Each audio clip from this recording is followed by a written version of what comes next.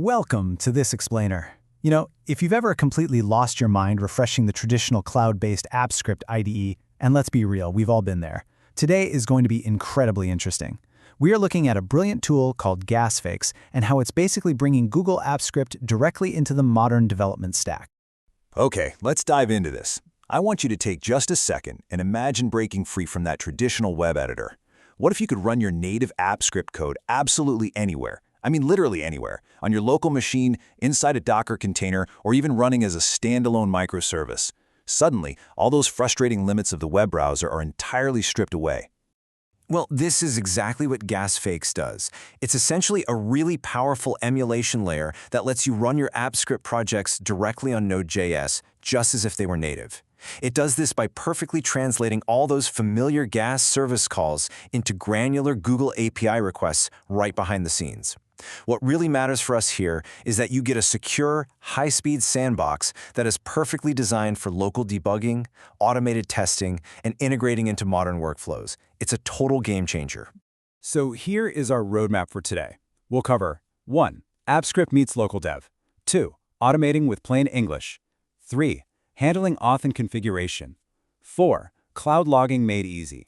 And 5. Deploying to the modern stack. Let's get right to it. All right, Section 1, AppScript meets local dev. When we compare the traditional AppScript web IDE with a local Node.js stack, a massive question always pops up. Do I have to rewrite all my code? And this brilliantly illustrates the magic of GasFakes. Because surprisingly, no, you don't. You use your exact same synchronous code. There's no wrestling with Node's native promises or tricky async await structures. GasFakes just seamlessly handles all the emulation behind the scenes for you. And it gets better. Beyond just running files, you can use the gas-fakes command line interface to run AppScript directly from your console. Imagine just pulling up your terminal and instantly executing a command to search drive folders or modify a sheet. The pure speed and relief of bypassing the web browser entirely is kind of hard to overstate. This deep integration with your local IDE and your local file system completely modernizes your entire workflow. Moving right along to Section 2, Automating with Plain English.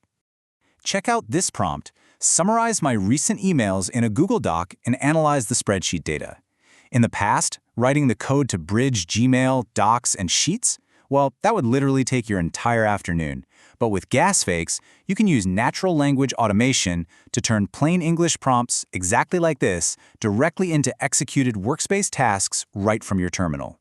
So how does this actually work? It's powered by how GasFakes and the CLI together use skills in the GF agent. And this isn't just some basic AI wrapper. These skills were developed through over 10,000 AppScript and GasFakes parity tests. Because of that incredible testing foundation, the agent can reliably operate on Workspace assets using just natural language. It can generate the code, run it, and then optionally share that generated code directly with you, so you can use it to build out your own scripts. Plus, if you encounter highly specialized tasks or weird edge cases, you can actually enhance these known skills yourself. And the coolest part? You can optionally share those enhancements back with the whole community of GasFakes users. It's wildly collaborative. Okay, jumping into Section 3, Handling Auth and Configuration. You might be wondering how this stays connected securely. Well, everything is managed through simple environment variables in a generated .env file.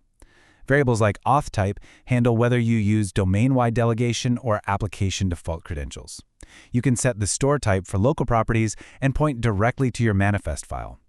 Basically, this automated identity management gracefully handles all the heavy lifting of OAuth and credential cycling, so you don't have to. Now, I do need to pause here for a second because this is absolutely crucial. If you are using a consumer account without domain-wide delegation, you'll be using application default credentials, or ADC. Because of Google Workspace security requirements, you have to create a custom OAuth2 client credentials JSON file.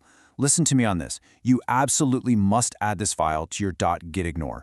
Never, ever commit this to source control. A leaked Workspace access token is literally a developer's worst nightmare scenario.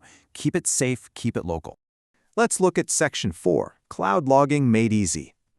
Now, what's really interesting about this slide is how GasFakes seamlessly emulates the native logger.log function, but it sneaks in a new superpower, the log_destination variable. You can output strictly to your local console, route it up directly to Google Cloud Logging, do both simultaneously, or just completely silence it.